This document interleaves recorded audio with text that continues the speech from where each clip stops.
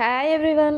ఈరోజు స్పెషల్గా టమాటా రైస్ ఎలా ప్రిపేర్ చేసుకోవాలో మీకు ఈ వీడియోలో పూర్తిగా చూపిస్తాను. నేను చెప్పినట్టుగా ట్రై చేయండి, టేస్ట్ మాత్రం సూపర్గా వస్తుంది. ఇంకా స్టార్ట్ చేసేద్దాం. ముందుగా ఒక కడాయి పెట్టుకొని అందులో ఆయిల్ వేసాక జీలకర్ర ఆవాలను వేసుకుందాం. తర్వాత ఆనియన్ యాడ్ చేసుకుందాం. తర్వాత పచ్చిమిర్చిని యాడ్ చేసుకుందాం. కొంచెం కరివేపాకును, 2 టమాటాలను యాడ్ చేసుకుందాం చిన్న చిన్న ముక్కలుగా కట్ చేసుకొని. ఇలా యాడ్ చేసుకున్న తర్వాత ఒక 1 మినిట్ అలా వేపుకోవాలి. కొంచెం టమాటా ముక్కలు వేగిన తర్వాత ఇందులోకి లైట్గా పసుపును యాడ్ చేసుకుందాం. మనం వేసిన ఇంగ్రీడియంట్స్ అన్నీ కొంచెం మగ్గే వరకు అలా కలుపుతూ ఉండాలి గ్యాస్ స్లిమ్లో పెట్టి. ఇలా మగ్గిపోయిన తర్వాత ఇందులోకి రైస్ను యాడ్ చేసుకుందాం. మనం వేసిన ఇంగ్రీడియంట్స్ అన్నీ రైస్కు పట్టే విధంగా ఒకసారి ఒక 2 మినిట్స్ అలా కలుపుకోవాలి. టేస్ట్కి సరిపడా సాల్ట్ను కొంచెం యాడ్ చేసుకుందాం. 1 స్పూన్ మిర్చి పౌడర్ను కూడా యాడ్ చేసుకుందాం.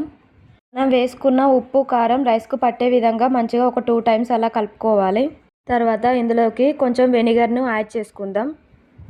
అలాగే రెడ్ చిల్లీ సాస్ను కూడా యాడ్ చేసుకుందాం. ఈ చిన్న చిన్న ప్యాకెట్స్ డీమార్ట్లో అవైలబుల్గా ఉంటాయి, తీసుకోవచ్చు. కొంచెం గ్రీన్ చిల్లీ సాస్ను యాడ్ చేసుకుందాం. ఫైనల్గా కొంచెం సోయా సాస్ను యాడ్ చేసుకుంటే సరిపోతుంది.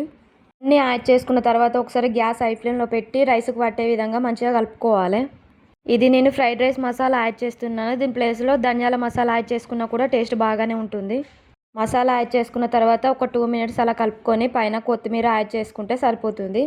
వేడి వేడి టమాటా రైస్ అయితే రెడీ అయిపోయింది. దీన్ని ప్లేట్లో వేసుకొని ఆనియన్ వేసుకొని తింటేనైతే టేస్ట్ అయితే సూపర్ ఉంటుంది. మీరు కూడా ఇలా ట్రై చేయండి, టేస్ట్ మాత్రం పర్ఫెక్ట్గా వస్తుంది. ఇంట్లో మిగిలిపోయిన అన్నంతో ఇలా ట్రై చేసుకోవచ్చు. వీడియో నచ్చితే ఒక లైక్ చేసి సబ్స్క్రైబ్ చేసుకోండి. Bye bye.